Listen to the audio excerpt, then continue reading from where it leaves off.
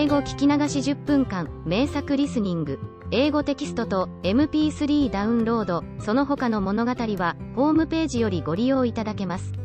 88thpp.com 88thpp.com And went on eating without disturbing themselves. Hansel, who liked the taste of the roof, tore down a great piece of it, and Gretel pushed out the whole of one round window pane, sat down, and enjoyed herself with it.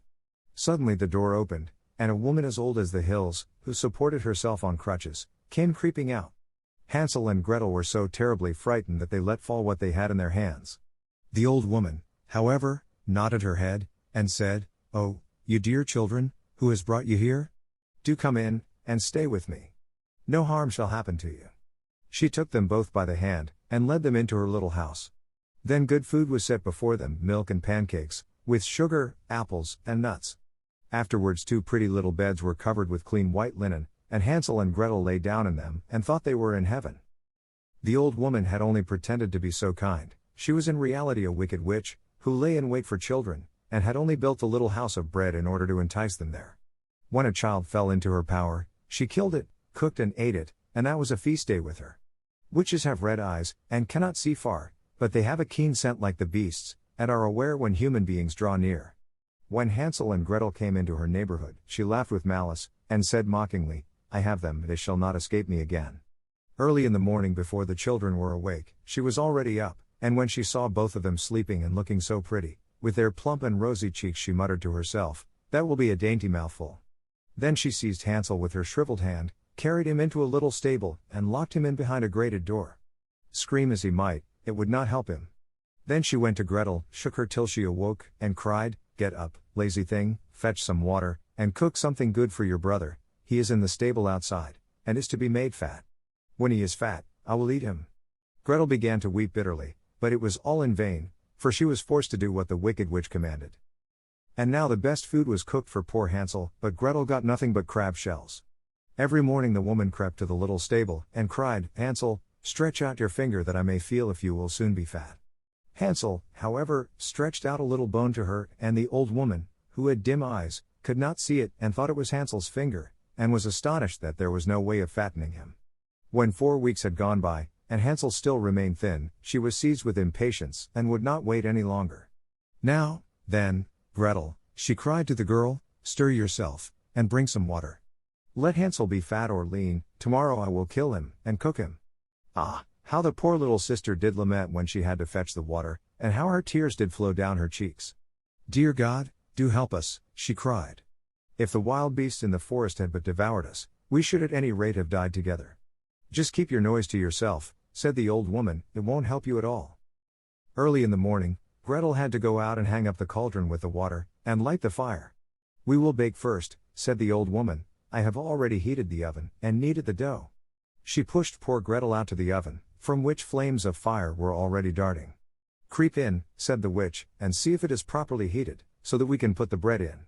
And once Gretel was inside, she intended to shut the oven and let her bake in it, and then she would eat her, too. But Gretel saw what she had in mind, and said, "I do not know how I am to do it. How do I get in?" "Silly goose," said the old woman. "The door is big enough, just look, I can get in myself." And she crept up and thrust her head into the oven. Then Gretel gave her a push that drove her far into it, and shut the iron door, and fastened the bolt. Oh! Then she began to howl quite horribly, but Gretel ran away and the godless witch was miserably burnt to death. Gretel, however, ran like lightning to Hansel, opened his little stable, and cried, "Hansel, we are saved. The old witch is dead." Then Hansel sprang like a bird from its cage when the door is opened. How they did rejoice and embrace each other, and dance about and kiss each other. And as they had no longer any need to fear her, they went into the witch's house, and in every corner there stood chests full of pearls and jewels. "These are far better than pebbles," said Hansel, and thrust into his pockets whatever could be got in, and Gretel said, "I, too, will take something home with me," and filled her pinafore full. "But now we must be off," said Hansel, "that we may get out of the witch's forest." When they had walked for 2 hours, they came to a great stretch of water. "We cannot cross," said Hansel, "I see no foot plank, and no bridge." "And there is also no ferry," answered Gretel, "but a white duck is swimming there. If I ask her, she will help us over." Then she cried, little duck, dost thou see, Hansel and Gretel are waiting for thee? There's never a plank, or bridge in sight, take us across on thy back so white. The duck came to them, and Hansel seated himself on its back, and told his sister to sit by him. No, replied Gretel, that will be too heavy for the little duck, she shall take us across, one after the other. The good little duck did so, and when they were once safely across and had walked for a short time, the forest seemed to be more and more familiar to them, and at length they saw from afar their father's house. Then they began to run, rushed into the parlor, and threw themselves round their father's neck. The man had not known one happy hour since he had left the children in the forest. The woman, however, was dead. Gretel emptied her pinafore until pearls and precious stones ran about the room, and Hansel threw one handful after another out of his pocket to add to them. Then all anxiety was at an end, and they lived together in perfect happiness. My tale is done. There runs a mouse, whosoever catches it, may make himself a big fur cap out of it.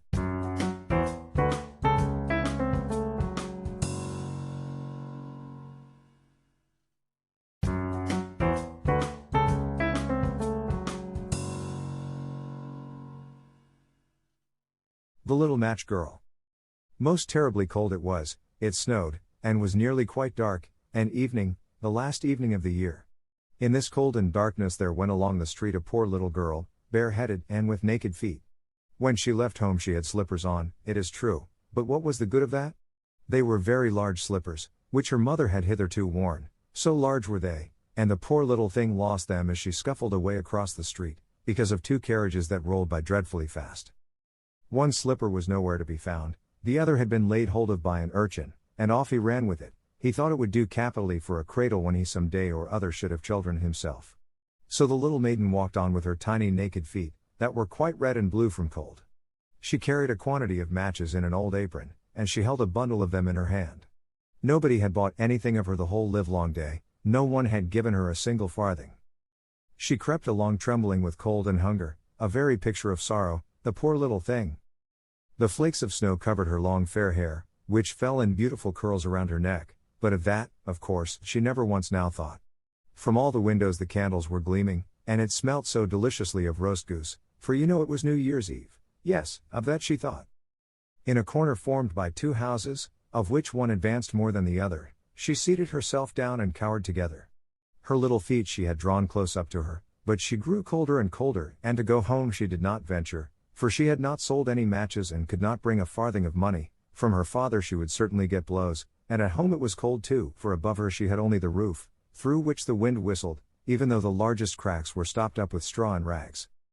Her little hands were almost numbed with cold. Oh!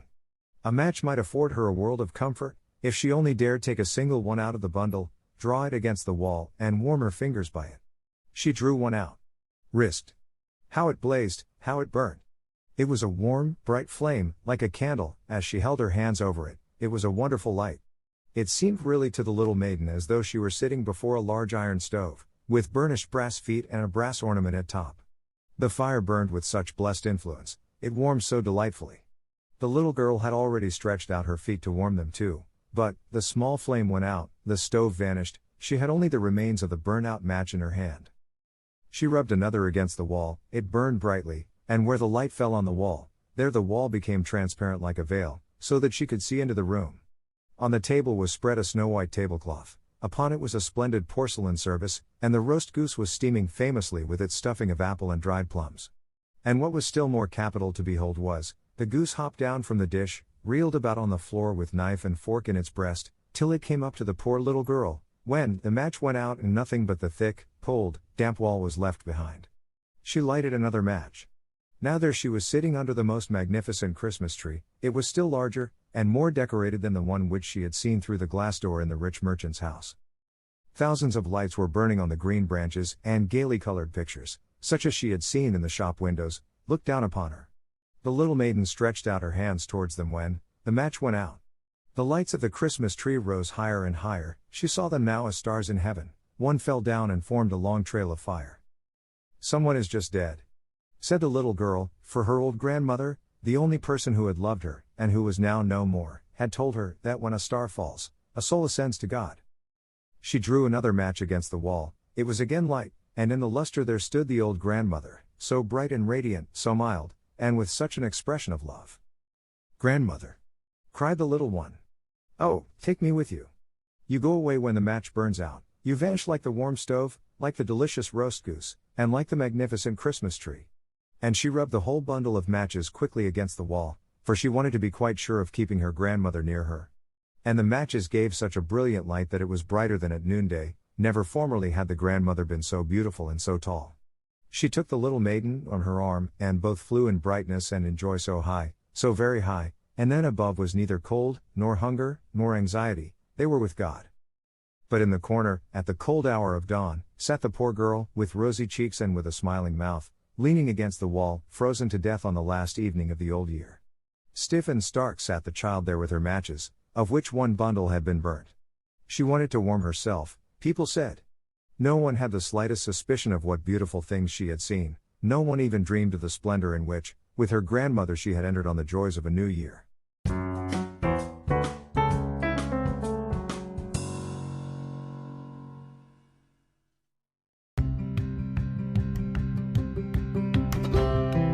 英語聞き流し10分間、名作リスニング、英語テキストと MP3 ダウンロード、その他の物語は、ホームページよりご利用いただけます。88thpp.com 88thpp.com